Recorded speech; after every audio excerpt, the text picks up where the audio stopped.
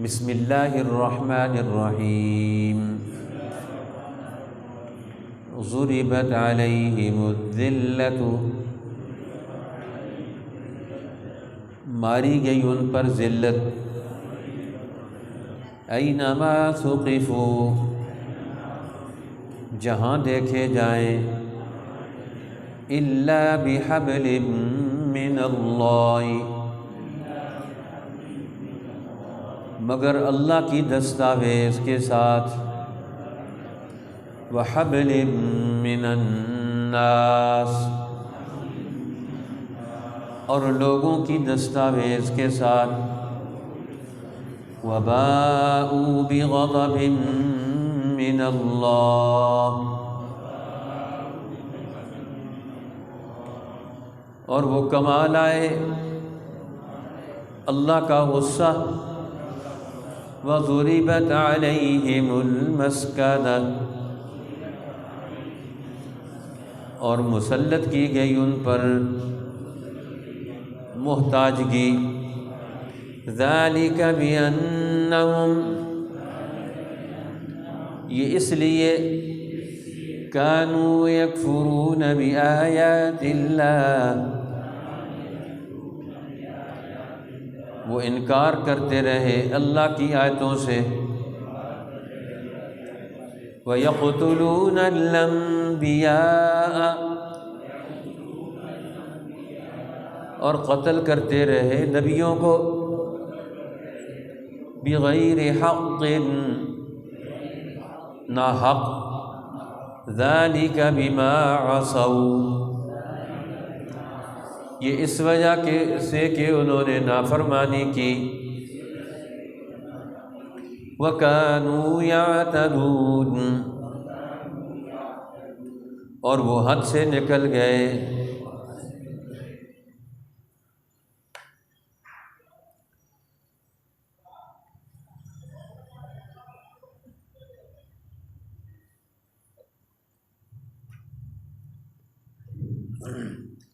اللہ جل جلالہ نے اس رکوع میں خیر امت کا خطاب مسلمانوں کو عطا فرمایا کہ اب دنیا میں مسلمان خیر امت ہیں کہ انہوں نے اللہ کی سچی باتوں کو، اللہ کے سچے ترجمان محمد الرسول اللہ کے ذریعے سے جو ان تک بات پہنچی ہے اس کو انہوں نے قبول کر لیا، اور وہ اپنی عملی زندگی کو موجود گمراہیوں سے اور خرابیوں سے دور کرنے کے لیے تیار ہو گئے۔ لہٰذا اللہ نے ان کو خیر امت کا خطاب دیا کہ اب یہ پورے معاشرے کے رہنما بنیں گے اور انسانیت کے لیے نفع مند بنیں گے، اللہ کی مخلوق کو اور اللہ کے بندوں کو یہ اپنے وجود سے، اپنے قول سے، اپنے فعل سے فائدہ پہنچائیں گے، جبکہ اسی وقت میں جہاں مسلمانوں کو خیر امت کا خطاب مل رہا ہے، اسی وقت میں یہود جن کے پاس پہلے تورات تھی، جن کے پاس پہلے کتاب موجود تھی، جن کے پاس پہلے نبیوں کا نام موجود تھا، اس کو انہوں نے، اللہ فرماتے ہیں کہ ہم نے ان ساری نعمتوں کی ناقدری کرنے کی بنیاد پر ہم نے ان کو دنیا میں ذلیل و رسوا کر دیا۔ اب اہل کتاب کا یہ گروہ، قرآن ان کا حال بیان کرتا ہے، ضربت علیہم الذلۃ، ان پر ذلت مار دی گئی، ذلت مسلط کر دی گئی، ان کو دنیا میں اللہ نے ذلیل کر دیا، ان کو عزت کے مقام اور مرتبے سے ہٹا دیا۔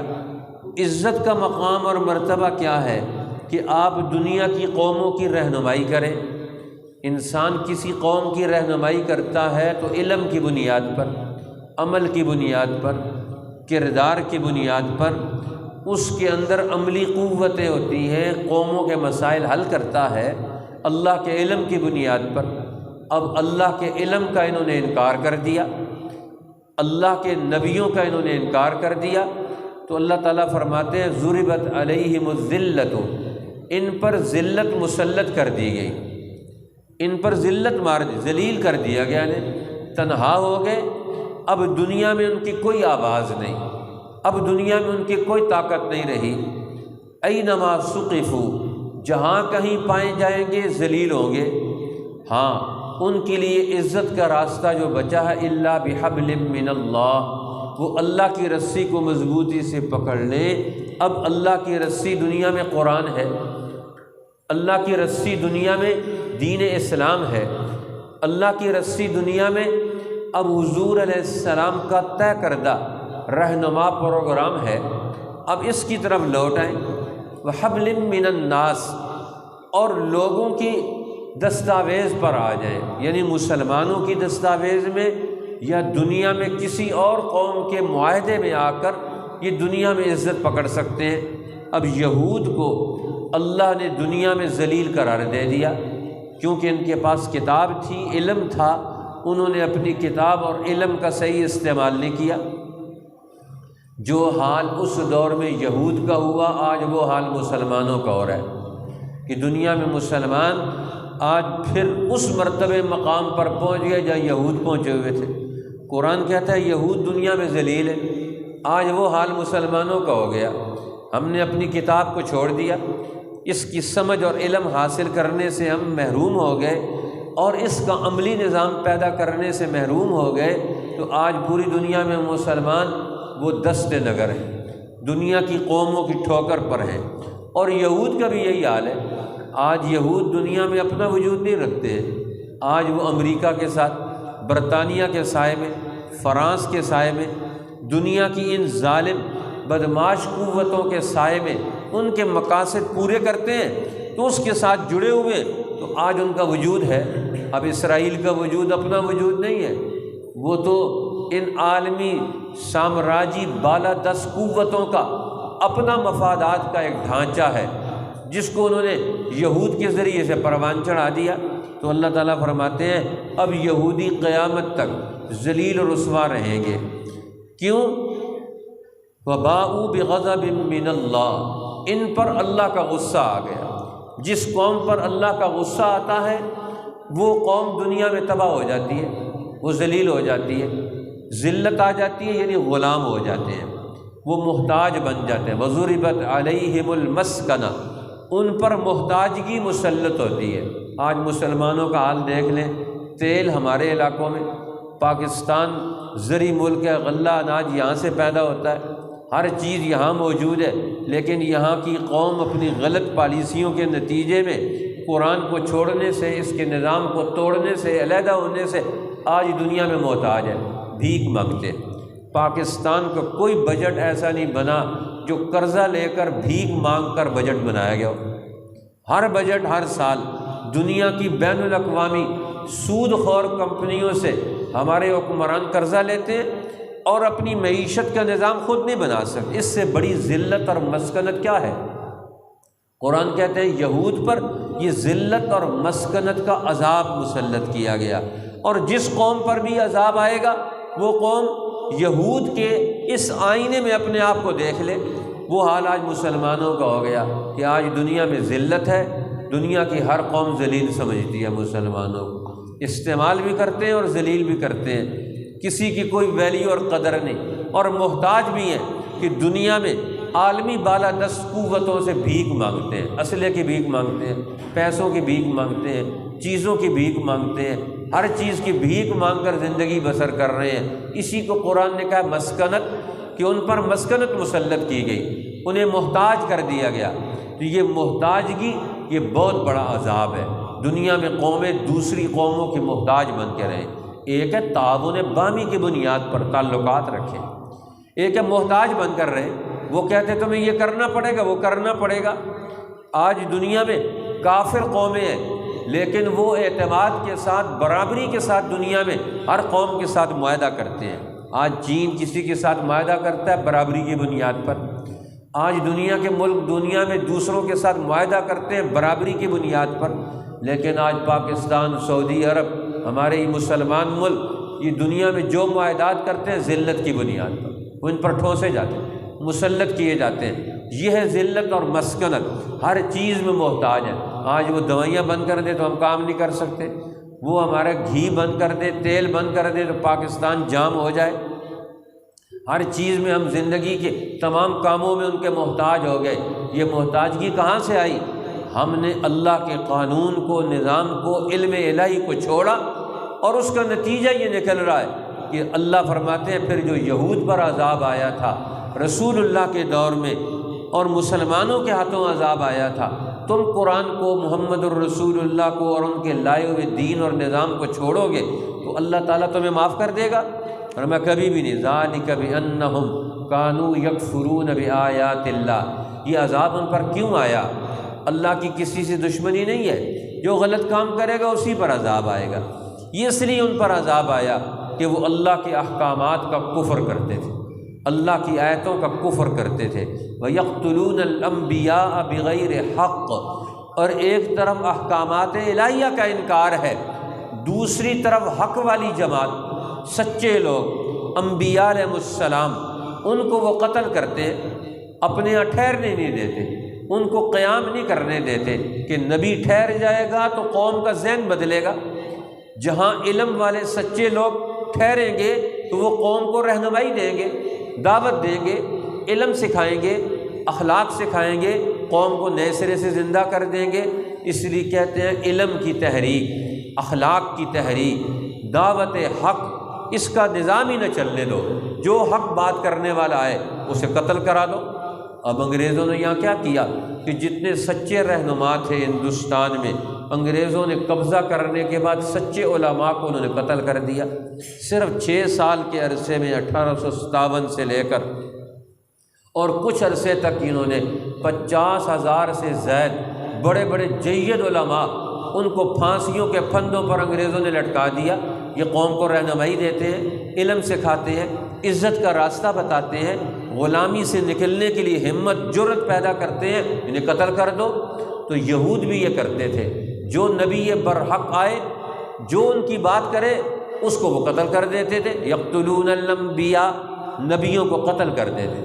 اب نبی کا قتل علم کا قتل ہے، نبی کا قتل یہ دین کا قتل ہے، نبی کا قتل آنے والے نسلوں کی رہنمائی دینے والی قوت کا قتل ہے۔ اب قوم کو کون زندہ کرے گا؟ ان کو کون علم سکھائے گا؟ کون ان کے اندر اخلاق پیدا کرے گا؟ لہٰذا اللہ کے نبی اپنے علم سے، حکمت سے، اخلاق سے اور اپنی صحبت سے انسانوں میں نئی جرأت پیدا کر دیتے ہیں، ہمت پیدا کرتے ہیں، اور اللہ کے مخلوق کو دنیا میں ترقی کا، کامیابی کا راستہ بتاتے ہیں۔ تو فرمایا یہ ان کا دوسرا جرم ہے، یقتلون الانبیاء بغیر حق، یہ نبیوں کو ناحق قتل کرتے رہے۔ یہ عذاب کیوں آیا ان پر ذلت اور مسکنت کا؟ یہ ان کی 2 وجوہات۔ تیسری وجہ ہے ذالک بما عصوا، کہ انہوں نے اللہ کے قانون کی نافرمانی کی، اللہ کے حکم کی نافرمانی کی، وکانوا یعتدون، اور چوتھا ان کا یہ جرم تھا یہود کا کہ وہ حد سے نکل گئے، تجاوز کر گئے، اللہ کے قانون کو انہوں نے پھلانگ دیا۔ دنیا میں جو اللہ نے ان کے لیے اصول اور ضابطے بنائے تھے ان کو انہوں نے اکھاڑ کے پھینک دیا، اپنے آپ کو کسی قانون اور ضابطے کا پابند نہیں سمجھتے، اپنے مفاد کے لیے ہر قانون کو توڑیں گے، اپنے ذاتی فائدے کے لیے ہر چیز کو تباہ کریں گے۔ جس طرح ہمارے یہاں پنجابی میں مثال مشہور ہے نا، اپنے 1 پاؤ گوشت کے لیے دوسری کی پورے بھینس کو ذبح کر دو۔ 1 پاؤ گوشت لینا ہے اور دوسرے کے پوری بھینس اور پوری گائے وہ ذبح کرنے کے لیے تیار ہے۔ اب جو قوم مفاد پرست ہو جائے، خود غرض ہو جائے، لالچی ہو جائے اور اپنی غرض اور لالچ اور مفاد میں دنیا کی دوسری قوموں کو تباہ کر دے، انسانوں کے لیے ہر قانون کو پامال کر دے، تو اللہ فرماتے ہیں یہ معتدون ہیں، حد سے بڑھنے والے ہیں، کسی اصول، ضابطے اور قانون کو دنیا میں قائم نہیں رہنے دینا چاہتے۔ تو ایسے لوگ دنیا میں اللہ فرماتے ہیں ان کو پھر میں نمونہ عبرت بناتا ہوں، ان کو ذلیل کر کے محتاج بنا کے دنیا میں رکھتا ہوں۔ تو جو دنیا میں عزت چاہتے ہیں ان سارے کاموں کو چھوڑیں۔ یہ 4 بڑے بڑے جرم تھے ان کے، جن جرائم کی بنیاد پر ذلت اور مسکنت کا عذاب آیا اور اللہ نے انہیں پوری دنیا میں انہیں ذلیل کر دیا۔ اب کہاں یہود مدینہ میں رہتے تھے، ان کے باغات تھے، ان کے کھیت تھے، ان کا غلہ اور اناج تھا، مدینہ کی ساری مارکیٹ پر ان کا قبضہ تھا، یہاں کی مارکیٹ سے وہ پوری دنیا میں کاروبار کرتے تھے۔ لیکن محمد الرسول اللہ کی آمد کے بعد انہوں نے حضور علیہ السلام کی مخالفت کی، سازشیں تیار کر لی۔ بنو قریظہ ہے، بنو نذیر ہے، بنو قینقاع ہے، خیبر کے یہود ہے، اب انہوں نے مسلسل سازشیں کی۔ اب اتنے مضبوط اور طاقتور لوگ تھے، قرآن کہتا ہے آج ان کا نام و نشانی نہیں، ذلیل ہو کر اللہ نے ان کو مدینہ سے نکال دیا۔ اب وہ دنیا میں کہیں ٹھہرنے کے قابل نہیں رہے۔ حضور نے خیبر میں پہنچایا، اور حضرت عمر کے دور میں خیبر سے بھی انہیں جلا وطن کر کے شام بھیجا گیا، اور وہ دنیا میں اپنا قومی وجود، اجتماعی وجود وہ کھو بیٹھے۔ تو جس قوم کا اجتماعی وجود ہی نہ ہو، قومی وجود ہی نہ ہو، قومی اور اجتماعی وجود کس چیز سے ہوتا ہے؟ وہ اپنا نظام خود چلائے، ان کا کاروبار اپنے کنٹرول میں ہو، ان کا تعلیمی نظام اپنا ہو، وہ اپنے مسئلے حل کر سکتے ہوں۔ آج آپ حال دیکھ لیں کہ پاکستان میں ہماری قوم کا کیا حال ہو گیا۔ پوری قوم کو ترقی دینے کے لیے کوئی کالج سکول نہیں، کوئی اسپتال نہیں، ان کے مسائل حل کرنے کا کوئی نظام نہیں۔ بجلی چلی جائے تو اس کو پورا نہیں کیا جا سکتا۔ 70 سال گزر گئے، نااہل حکمران، نااہل لیڈرشپ، جس نے قوم اور ملک اور پوری انسانیت کے سامنے ہمارے ملک اور قوم کو ذلیل کر دیا۔ تو اللہ تعالیٰ فرماتے ہیں یہ عذاب کیوں آتا ہے؟ ہم نے بھی ظلم کا راستہ اختیار کیا، ان ظالموں کا تعاون کیا، قرآن کا نظام توڑنے والوں کا ساتھ دیا، انسانوں کے قتل کرنے والوں کا ساتھ دیا، نبیوں کو اور ان کے جانشینوں کو قتل کرنے والوں کا ساتھ دیا۔ آج پوری دنیا کے مسلمان اس عذاب میں مبتلا ہو گئے۔ اللہ تعالیٰ جو یہود پر ذلت اور مسکنت کا عذاب آیا تھا قرآن کے نزول کے وقت، آج 15 صدیاں گزر رہی ہیں کہ مسلمان 2 صدیوں سے اس زوال اور عذاب میں مبتلا ہو کر تباہی کی طرف جا رہے ہیں۔ اللہ ہمیں اس تباہی سے نکلنے کی توفیق عطا فرمائے، قرآن کی طرف، دین کی طرف، اللہ اور اللہ کے رسول کی طرف، انسانیت کی خدمت کے راستے کی طرف ہمیں واپسی کی توفیق عطا فرمائے، تاکہ ہم دنیا اور آخرت دونوں میں کامیاب ہو جائیں۔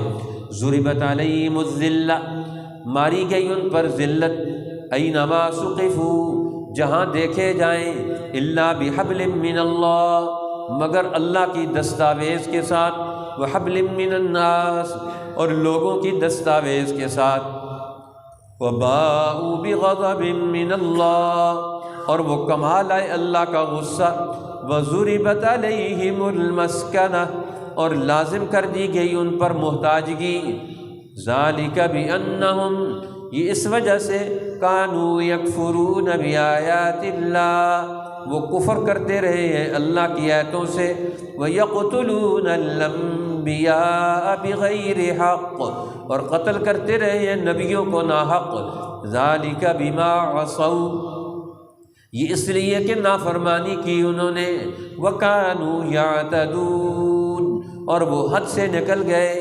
صدق اللہ العظیم۔ آمین۔ الحمدللہ رب العالمین، والعاقبۃ للمتقین، والصلاۃ والسلام علی النبی الکریم وعلی آلہ وصحبہ اجمعین۔ اے رب ذوالجلال ہمارے حال پر رحم فرما، دین حق کا شعور عطا فرما، قرآن حکیم کا فیض نصیب فرما۔ اس قرآن کے نزول پر جو انعامات کے ہم مستحق ٹھہرے تھے، اے اللہ وہ انعامات عزت اور غلبے کے، اے اللہ دنیا کی قوموں کی رہنمائی کے ہمیں نصیب فرما، ذلت سے، مسکنت کے عذاب سے محفوظ فرما، پوری دنیا کے مسلمانوں کو پھر سے دین حق کے نظام اور اس کے عمل کی طرف رجوع عطا فرما۔ حضور اکرم رحمت کائنات صلی اللہ علیہ وسلم کا سچا امتی بن کر آپ کے نظام اور پروگرام کو دنیا میں غالب کرنے والا بنا، ہماری مشکلات دور فرما، بیماروں کو صحت عطا فرما، قرضوں سے نجات عطا فرما، گھروں میں خیر الفتیں محبتیں عطا فرما، بچوں کو بچیوں کو نیک بنا، ان کے مسئلے حل فرما، ان کو ہمارے بچوں کو کامیابیاں نصیب فرما، ہدایت کا، اہل انعام کا راستہ نصیب فرما۔ یہ جتنے احباب اپنے کام کاج چھوڑ چھاڑ کے درس قرآن پاک میں شریک ہوتے ہیں، اے اللہ ان سب کے گھروں میں، خاندان میں، مال و دولت میں، کاروبار میں، زندگی میں برکتیں نصیب فرما۔ یہ سلسلہ یہ خیر اور فیض قرآن کا اور درس قرآن کا جو ہمارے بزرگوں کا اور حضور علیہ السلام کا ورثہ ہے، اے اللہ سے تا قیامت جاری و ساری رکھ۔ اس کے لیے غیب کے خزانوں سے اسباب و وسائل میسر فرما۔ یہ ہماری مسجد و مدرسہ، بچیوں کے ہمارے ادارہ رحیمیہ، علوم قرآنیہ، ادارہ تعلیمات شرعیہ، یہ ہماری مسجد اور مدرسہ اور دینی محنتیں قیامت تک ان کو دین حق کے غلبے کی جد و جہد کا ذریعہ اور سبب بنا۔ جتنے ہمارے عزیز اقارب احباب، رشتہ دار، والدین، تعلق دار، ایمان والے مرد عورتیں دنیا سے رخصت ہو گئے، اے اللہ سب کی مغفرت اور بخشش فرما۔ ہماری مسجد کے نمازی حاجی مشتاق صاحب جو نمازوں میں ہمارے ساتھ دن کی نمازوں میں شریک رہتے تھے، گزشتہ کل فوت ہو گئے، اے اللہ ان کی مغفرت فرما، ان کے پسماندگان کو صبر جمیل نصیب فرما۔